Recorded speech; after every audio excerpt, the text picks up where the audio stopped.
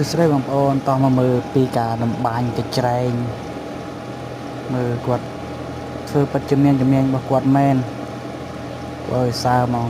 លាយពណ៌ដាក់ពណ៌ក្រហមម្ដងហើយសុំសរសើរដោយទឹកដៃរបស់គាត់ធ្វើស្អាតមកមិនមែនជាខ្មែរយើងណាគឺជាជនជាតិគេបើសិនបងប្អូនមានពេលទំនេរអាចរៀនពីគាត់ទៅគាត់ធ្វើបានស្អាតអាហ្នឹងដូចជាកញ្ច្រែងមិនអីខ្ញុំអត់សូវស្គាល់ដែរនៅតែគាត់ស្អាតមកលេពណ៌ highlight ពណ៌អញ្ចឹងស្អាតបើខ្ញុំអត់ចេះធ្វើទេមើលគាត់ធ្វើស្អាតមកសិនមានលក់នៅស្រុកខ្មែរទិញយកប្រើនេះ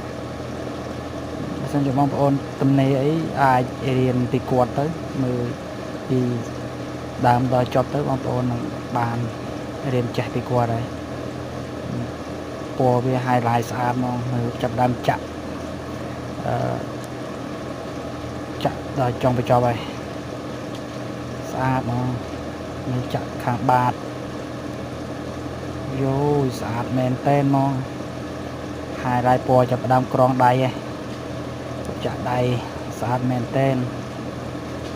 បងអាចទិញពីគាត់បានមើលទៅស្អាតមក